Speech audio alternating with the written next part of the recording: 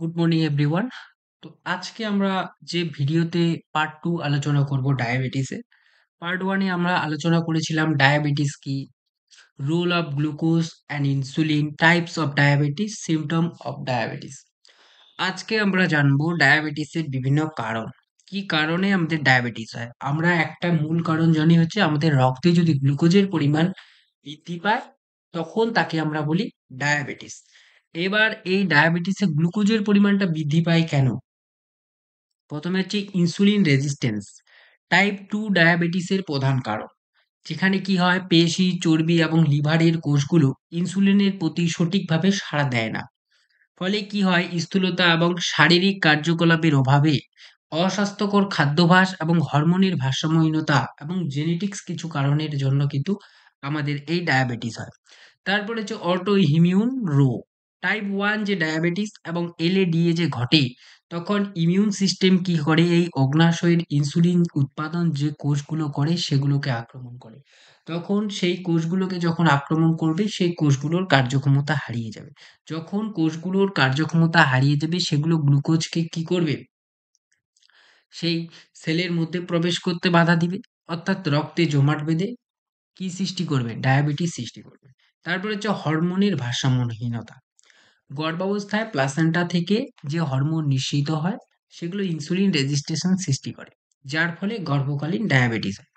আর এই যে গর্ভকালীন ডায়াবেটিস, এটার কিন্তু নির্দিষ্ট কোনো লক্ষণ দেখা দেয় না।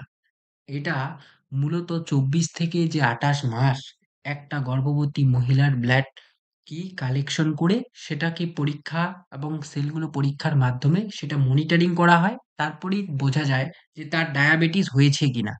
তারপরে হচ্ছে অগ্নাশয়ের ক্ষতি। অগ্নাশয়ের ক্ষতি কি? অগ্নাশয় যদি ক্ষতিগ্রস্ত হয়, অর্থাৎ প্যানক্রিয়াস যেখান থেকে ইনসুলিন তৈরি হয়, সেটা যদি কোনো কারণে ক্ষতিগ্রস্ত হয়, সেটা আঘাতের কারণে হতে পারে, কোনো রোগের কারণে, তখন যদি সেইটা ক্ষতি হয়ে যায় তখন ইনসুলিন উৎপাদন ক্ষমতা বন্ধ হবে। এবার ইনসুলিন উৎপাদন ক্ষমতা যখন বন্ধ হবে তখন গ্লুকোজটা রক্তে জমাট বেঁধে যাবে। ফলে কি হবে, ডায়াবেটিস হবে। এর ফলে যে ডায়াবেটিস হয় সেটা হচ্ছে টাইপ 3 ডায়াবেটিস। তারপরে হচ্ছে জেনেটিক মিউটেশন। কিছু জেনেটিক মিউটেশন অর্থাৎ MODY এবং নিউনাটাল যে ডায়াবেটিস রয়েছে সেগুলো। এগুলো কিনা আমাদের জেনেটিক হচ্ছে বংশগত কারণে। বংশগত যদি কারো ভাবে ডায়াবেটিস থাকে, তখন তাদের যদি ডায়াবেটিস থাকে সেই ডায়াবেটিসটা কিন্তু পরবর্তী যে প্রজন্ম তাদের মধ্যে কিন্তু যাওয়ার একটা সম্ভাবনা থেকে যায়। এরপরে হচ্ছে ডায়াবেটিসের জটিলতা। ডায়াবেটিসের জটিলতাটা কোথায়? এবার ডায়াবেটিস যখন মানুষের তীব্রতর হয়, অর্থাৎ জটিল হয়, গুরুতর হয় এবং দীর্ঘমেয়াদী হয়, ফলে আমাদের শরীরে কিন্তু মানুষের এই গ্লুকোজের মাত্রা স্বাভাবিকভাবে অনেক বেড়ে যায় এবং দীর্ঘস্থায়ী হয়। যখনই এই গ্লুকোজের মাত্রা দীর্ঘস্থায়ী এবং বেড়ে যায়, তখন কি হয়, মানুষের যে জীবনযাত্রা সেটা বেঁচে থাকাটা একটা দায়ী হয়ে যায়। এর ফলে কি হয় না, দুটো বিষয় দেখা যায়। প্রথমেই কি দেখা যায়, হাইপারগ্লাইসেমিক স্টেট। এখানে কি হয়, প্রধানত যে রক্তে যে শর্করার পরিমাণ সেটা ৬০০ মিলিগ্রাম হয়, অর্থাৎ ডেসিলিটার হয়, এবং ফলে কি হয়, গুরুতর পানি শূন্যতা এবং বিভ্রান্তি দেখা দেয়। এখানে আবার ডায়াবেটিস সম্পর্কিত যে ডিকেএ থাকে, যেটা কি হয়, ডায়াবেটিস কিটোঅ্যাসিডোসিস, যেটা টাইপ 1 ডায়াবেটিস নির্ণয় না হওয়াতে T1 তে হয়। ঠিক আছে? এখানে কি হয়, ইনসুলিনের অভাবে শরীরের যে গ্লুকোজ সেগুলো পরিবর্তে কি হয়, চর্বি ভেঙে গিয়ে শক্তি উৎপাদন করে, যা কি করে, রক্তকে অ্যাসিডিক করে তোলে।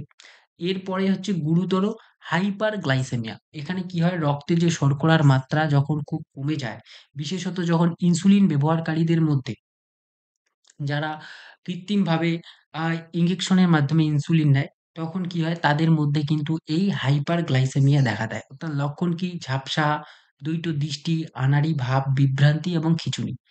এর ফলে কি হয়, দীর্ঘমেয়াদী একটা জটিলতা পড়ে। ১ম এ তীব্র জটিলতা পড়ে, তারপরে হচ্ছে দীর্ঘমেয়াদী একটা জটিলতা পড়ে। কি, কি জটিলতা পড়ে? দীর্ঘমেয়াদী হচ্ছে শরীরে কি হয়, দীর্ঘমেয়াদ ধরে অনেকদিন ধরে যদি ডায়াবেটিস কারো থাকে, তাহলে তার শরীরের টিস্যু এবং অঙ্গের ক্ষতি হবে। প্রধানত রক্তনালী এবং স্নায়ুগুলির ক্ষতি হবে। এবার এর ফলে ক্ষতি হওয়ার ফলে আর কি, কি হবে? কার্ডিওভাস্কুলার সমস্যা দেখা দিবে, অর্থাৎ করোনারি ধমনী এবং হার্ট অ্যাটাক, অর্থাৎ হৃৎপিণ্ডের মধ্যে যে করোনারি ধমনী রয়েছে সেটাতে ক্ষতিগ্রস্ত হবে। স্ট্রোক করার একটা ইয়ে থাকবে, এথ্রোক্লোরোসিস দেখা দেবে। তারপরে স্নায়ুর ক্ষতি হবে। অসাড়তা, শরীরটা ঝিনঝিন ভাব, ব্যথা অর্থাৎ স্নায়ুর একটা ক্ষতি হবে। তারপর নেফ্রোপ্যাথি, নেফ্রন মানে কি কিডনি, সেই কিডনির একটা সমস্যা দেখা দেবে। কিডনি ফেলিউর হওয়ার চান্স থাকবে। তারপর রেটিনোপ্যাথি, আমাদের যে চোখে অন্ধত্ব হওয়ার একটা প্রবণতা থাকবে। তারপর ডায়াবেটিস সম্পর্কে কি হয়? পায়ের কিন্তু সমস্যা হতে পারে যদি ডায়াবেটিস দীর্ঘমেয়াদী হয়। ক্ষত হবে, ঘা হবে, অঙ্গ ছেদ হবে, অঙ্গ আলাদা হয়ে যাবে। তারপরে ত্বকে বিভিন্ন স্কিন সংক্রমণ হবে, স্কিন ক্যান্সারও হতে পারে। তারপর যে অঙ্গচ্ছেদ হবে, তারপর যে যৌন কর্মহীনতা, তারপর যৌন কর্মক্ষমতা হ্রাস পাবে, স্নায়ু এবং রক্তনালীর ক্ষতির কারণে এই বিষয়টা হয়। তারপর গ্যাস্ট্রোপোরোসিস দেখা দেবে, শ্রবণ শক্তি হ্রাস পাবে। শ্রবণ শক্তি মানে কি? শুনতে পাবে না, অর্থাৎ শোনার ক্ষমতা হ্রাস পাবে। মুখের স্বাস্থ্য সমস্যা, মুখের মাড়িতে কিছু রোগ হবে। তারপর মানসিকভাবে সে বিভ্রান্ত হবে, মানসিক স্বাস্থ্য সে উদ্বিগ্ন থাকবে। ডায়াবেটিসে যারা পেশেন্ট তারা কিন্তু বিষণ্ণ থাকে। অন্য রোগীদের তুলনায় ২ থেকে ৩ গুণ বেশি কিন্তু তারা বিষণ্ণ থাকে। তাহলে আমরা এখান থেকে জানলাম ডায়াবেটিসের কারণ, ডায়াবেটিসের জটিলতা, জটিলতাটা ২ প্রকার। একটা হচ্ছে তীব্র জটিলতা কি, কি হতে পারে? আরেকটা হচ্ছে লং টার্ম কি, কি প্রভাব পড়তে পারে? এগুলো জানলাম। এবার আমরা জানবো যে এই যে ডায়াবেটিস কিভাবে বুঝবো? কোন টেস্ট করলে জানবো যে আমাদের ডায়াবেটিস হয়েছে? এর জন্য কিন্তু বিভিন্ন টেস্ট রয়েছে।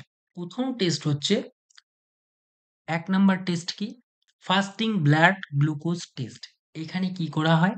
পরীক্ষার আগে কমপক্ষে ৮ থেকে ৯ ঘন্টা না খেয়ে বা শুধু পানি খেয়ে থাকতে হয়। এটি কি করে? রক্তের যে শর্করার বেসলাইনের মাত্রা দেখায়। অর্থাৎ আমরা যখন অনেকেও ব্লাড টেস্ট এখনো করি, করতে যাই তখনই দেখব যে না খেয়ে যেতে হয় সকালবেলা। তারপরে হচ্ছে কি?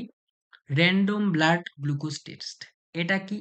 এটা হচ্ছে যেকোনো সময় করা যায়। এটা খাওয়ার সাথে কোনো সম্পর্ক নেই। অর্থাৎ আমি যদি খেয়েও যাই এই টেস্টটা তখনও করা হয়। ঠিক আছে?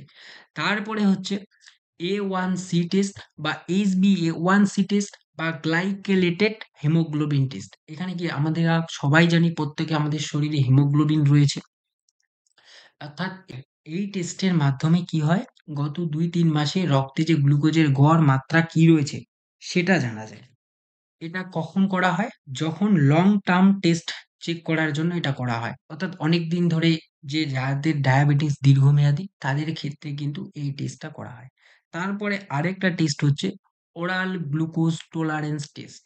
এটা হচ্ছে গর্ভকালীন মহিলাদের ডায়াবেটিস নির্ণয়ের জন্য শুধুমাত্র OGTT এই টেস্টটার মাধ্যমে যারা গর্ভাবস্থায় যাদের ডায়াবেটিস হয় তাদেরকে এই টেস্টের মাধ্যমে জানা যায় যে তাদের কি হয়েছে। এই টেস্টে উপাস থাকার পর টেস্ট করা হয়। আবার কিছু ড্রিংক করার পর, কিছু খেয়ে কিছুক্ষণ পর, কিছু ঘন্টা পর আবার গ্লুকোজ জেনারেট হয়, তখন আবার এই টেস্ট করা হয়। ঠিক আছে? বিভিন্ন টেস্ট গুলো জানলাম। এবার আমরা জানবো কিভাবে ন্যাচারাল পদ্ধতিতে অর্থাৎ আয়ুর্বেদিক পদ্ধতিতে আমরা এই ডায়াবেটিসকে নিয়ন্ত্রণ করব বা চিকিৎসা করতে পারি। ঠিক আছে? দেখো, ডায়াবেটিস হচ্ছে এমন একটা রোগ যেটা হচ্ছে লং টার্ম। এটা তো কখনো সেরে যাবে না। তবে হ্যাঁ, আমরা যদি এই আয়ুর্বেদিকের এই চিকিৎসাগুলো করি, তাহলে আমরা ডায়াবেটিসকে কন্ট্রোলের মধ্যে রাখতে পারবো। তাহলে ১ম এ হচ্ছে কি নিম পাতা। নিম পাতা কি করে? ইনসুলিনের কার্যকারিতা বাড়ায় এবং শর্করা কমাতে সাহায্য করে। তাহলে ইনসুলিন যখন বাড়বে তখন রক্ত জমাট বাঁধবে না। শর্করা বেড়ে গেলে তাকে কমাতে সাহায্য করবে। অর্থাৎ নিম পাতা একটা গুরুত্বপূর্ণ ভূমিকা পালন করে। তারপর হচ্ছে কারি পাতা। খাদ্যের মধ্যে যে গ্লুকোজ রয়েছে সেটাকে ধীরে, ধীরে শোষণ করে এবং রক্তে শর্করার মাত্রা হঠাৎ যে বৃদ্ধি হয় সেটাকে রোধ করে। এবার যখনই এটাকে শোষণ করবে তখন দেহের মধ্যে গ্লুকোজের মাত্রাটা ঠিক থাকবে। অর্থাৎ মানুষ অসুস্থ হবে না। তারপর হচ্ছে ইনসুলিন প্ল্যান্টের পাতা অর্থাৎ প্রাকৃতিক ইনসুলিনের মতোই ক্রিয়া করে, শর্করা নিয়ন্ত্রণে খুব কার্যকরী। ঠিক আছে? ইনসুলিন প্ল্যান্টের পাতা। এটা হচ্ছে প্রাকৃতিক ইনসুলিনের মতোই কাজ করে। এরপর কি না মেথি পাতা। এটি কি করে? উচ্চ ফাইবার থাকে এবং শর্করার যে শোষণ সেটাকে বিলম্বিত করে। ঠিক আছে? এটা গেল মেথি পাতা। এরপর হচ্ছে তুলসী পাতা। তুলসী পাতাটা কি? মানসিক চাপ কমিয়ে গ্লুকোজ এবং কোলেস্টেরলের মাত্রা নিয়ন্ত্রণে সহায়তা করে। তা যদি শরীরে ঠিকভাবে ইনসুলিন ক্ষরণ হয়, সেটাকে সেলের মধ্যে যে গ্লুকোজ ইনজেক্ট করলে ফলে গ্লুকোজ শরীরের বাইরে জমাট বেঁধে থাকবে না। ফলে কি হবে? ডায়াবেটিস হবে না। অর্থাৎ তুলসী পাতা একটি গুরুত্বপূর্ণ ভূমিকা পালন করে।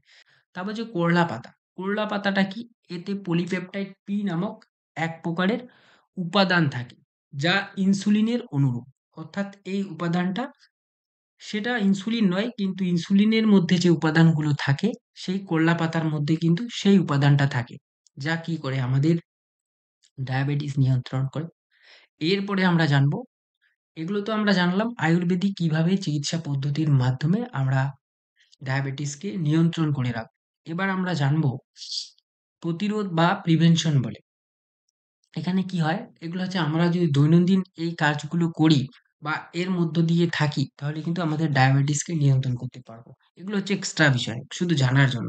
স্বাস্থ্যকর খাদ্যাভ্যাস যদি করি, শারীরিক যদি কমপক্ষে কার্যকলাপ প্রতিদিন ৩০ মিনিট করি সপ্তাহে ৫ দিন, তারপর স্বাস্থ্যকর ওজন যদি বজায় রাখি, মানসিক চাপ যদি নিয়ন্ত্রণ করি, অর্থাৎ মানসিক চাপ যেন না নিই কোনো কিছু নিয়ে। তবে অ্যালকোহল গ্রহণ যদি সীমিতভাবে করি, অনেকেই অ্যালকোহল অতিরিক্ত পরিমাণে খায়। কিন্তু সীমিত মাফিক খেলে কিন্তু কিছু হবে না। সেটা ওষুধের কাজ করবে। তারপর হচ্ছে পর্যাপ্ত ঘুম। ৭ থেকে ৯ ঘন্টা ঘুম। অর্থাৎ রাত জেগে মোবাইল দেখা, রাত জেগে মোবাইল ঘাঁটা এই বিষয়গুলো না করে যদি আমরা নিয়মিত পর্যাপ্ত ৭ থেকে ৯ ঘন্টা ঘুমাই, তো আমাদের এই ডায়াবেটিস এই লক্ষণগুলো হবে না। তারপর অনেকেই তোমরা ধূমপান করো, বিড়ি খাও, সিগারেট খাও, সেগুলো করা যাবে না। এবার কি? যদি এই হৃদরোগ খুব বেশি হয়ে যায়, তাহলে আমরা কি করব না? ডাক্তারের পরামর্শ নিয়ে প্রয়োজনীয় ব্যবস্থা এবং ওষুধ নেব। তো আজকের ক্লাস আমাদের এই পর্যন্তই। দেখা হচ্ছে পরবর্তী ক্লাসে। এরপর আমরা আলোচনা করব এই পার্ট 2 এর এমসিকিউ ক্লাস। ঠিক আছে?